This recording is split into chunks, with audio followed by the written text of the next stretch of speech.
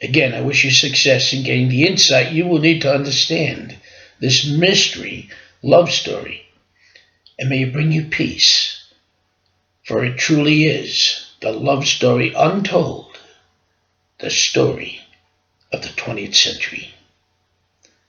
And now, some food for thought.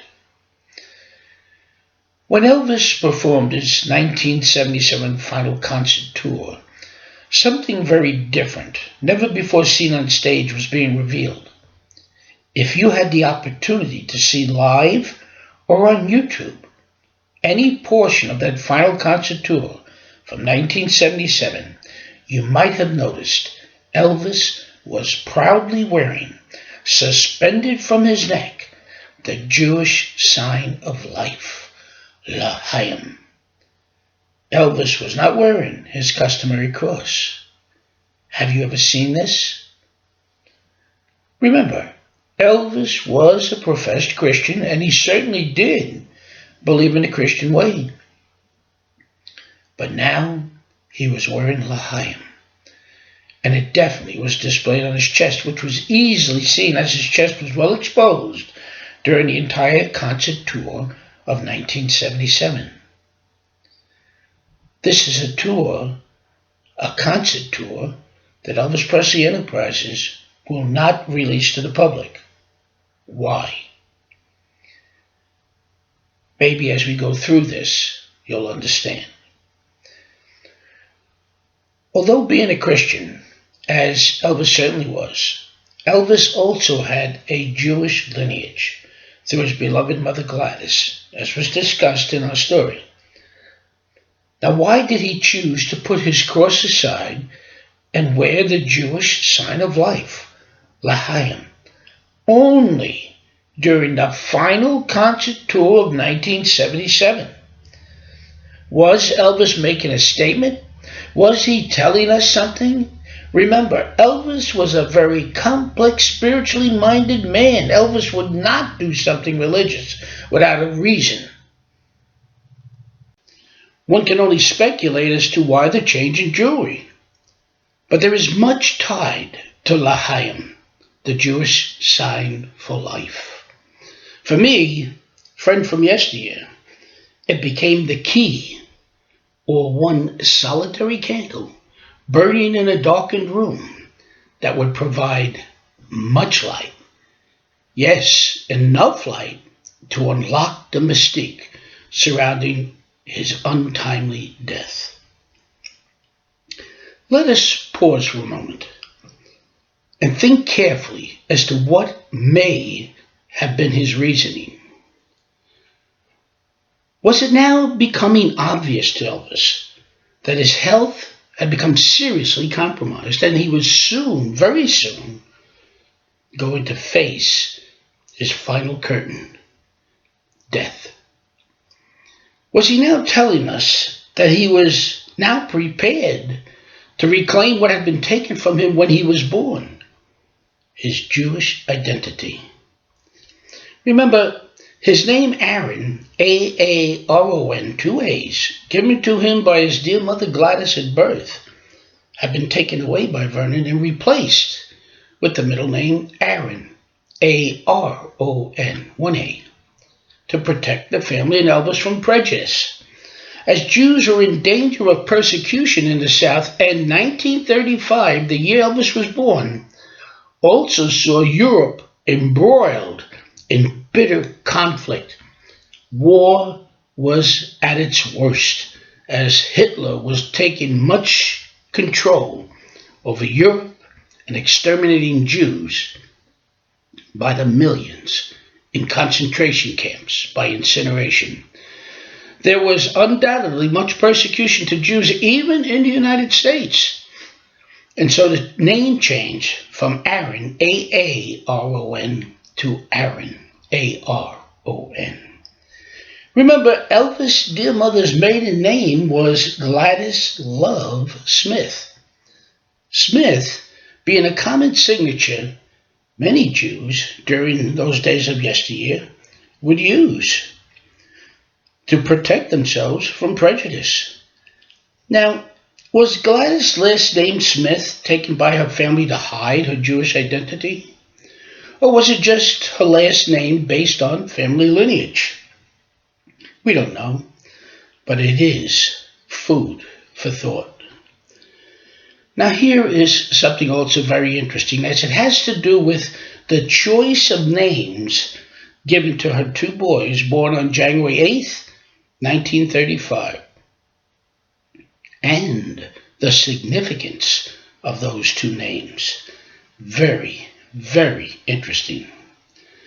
The first son, stillborn, was named Jesse Garion Presley.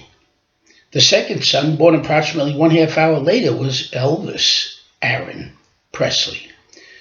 Now, Gladys picking the names for her sons was not a spur-of-the-moment thing, although in those days we had no way of telling whether the unborn child would be a boy or a girl, or twins or triplets, etc.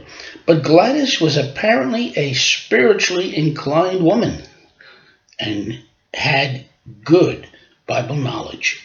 For example, the name Jesse, which she chose as the name of the first son born, is the name of the father of King David in the Bible.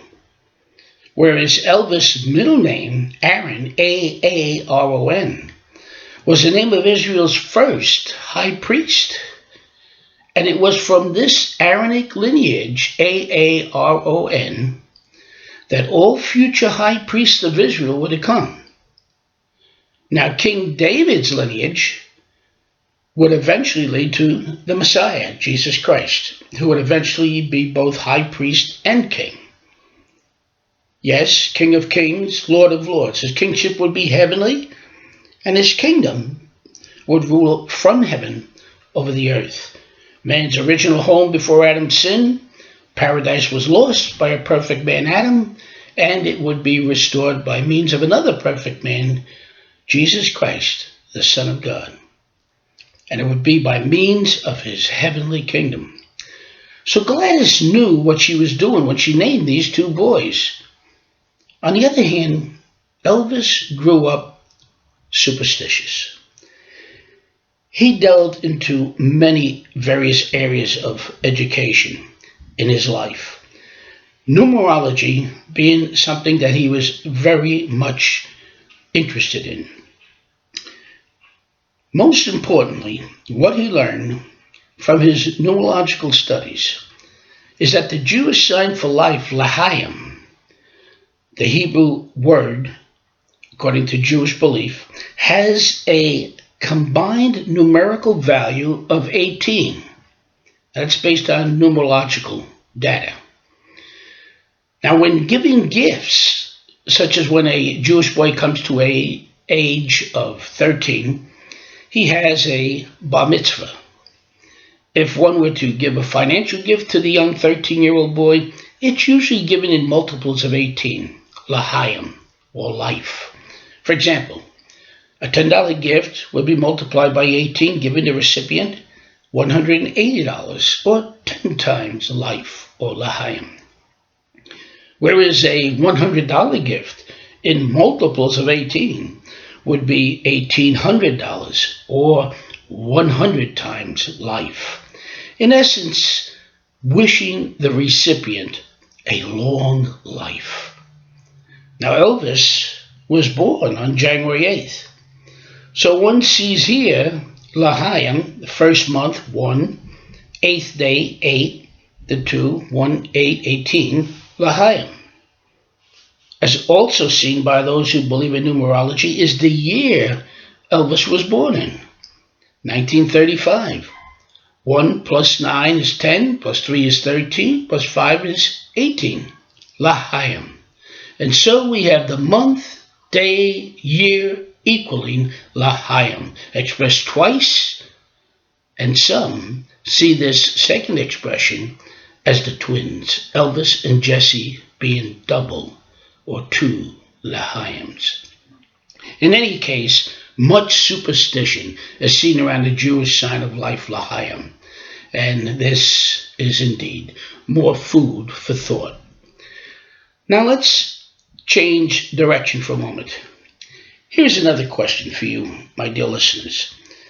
If you have visited Graceland or intend to go to Graceland, tell me, what do you see or do you expect to see? Yes, let's handle the first question. Did you see the home of a multimillionaire, Elvis Aaron Presley, the undisputed king of rock and roll? Did you see all the gold and platinum records he received? Or perhaps you were in awe of his incredible generosity, as is seen by the pictures and listings of all his charities he gave so generously to. Is that what Elvis would want you to see? Is that what he would want you to focus on? I don't think so. Why not? Well, maybe we can take a step back and take a better look. Maybe we can refocus thinking. Maybe we can now see what really is there. What Elvis more than likely hoped we'd see. Remember, Elvis bought Graceland for his dear mother Gladys for $100,000. Today, equivalent to approximately $10 million. When Vernon remarried, where did he live? Was he still living at Graceland? Oh no, he was not living at Graceland. And why? Very simply, let's just say this. Elvis was still alive in the flesh. Need we say more? So then, what does Graceland really symbolize? Graceland is really a living monument of the poor boy from Tupelo's undying loyal love for his beloved mother, Gladys. And it will remain as such despite what changes may come to Graceland. I don't care if they build 450 guest rooms, entertainment centers, swimming pools encrusted in gold. It still will not change what Graceland stands for. Yes, it will forever remain in the hearts and minds of all true fans as a memorial to time indefinite of the poor country boy's undying love and loyalty for his dear mother, Gladys Love Presley. Food for thought. Yes, Elvis had now reclaimed a name so lovingly given at birth by his beloved mother Gladys, but denied in life. Food for thought.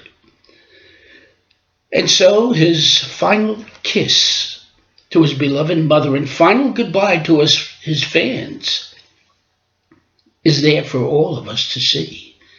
As you pass out of the mansion and walk into Meditation Gardens where we see him buried, observe carefully what you see, for it is there you will behold his final kiss to his mama and final goodbye to us all, as we view the seal of his love, his beloved name, Elvis Aaron, A-A-R-O-N, Presley.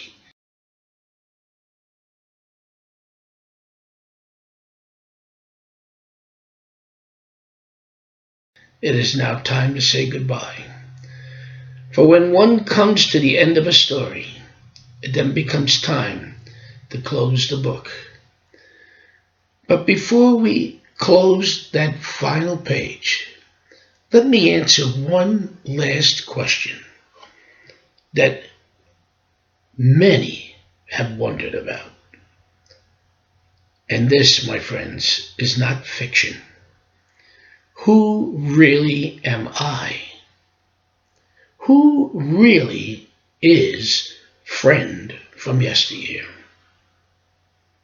Well, I'll tell you. Me, friend from yesteryear, I'm just another friend from yesteryear. I am one of millions. And if you're reading this book or listening to its audio reading with a complete heart and have found that it has touched your hearts, then perhaps you too are a friend.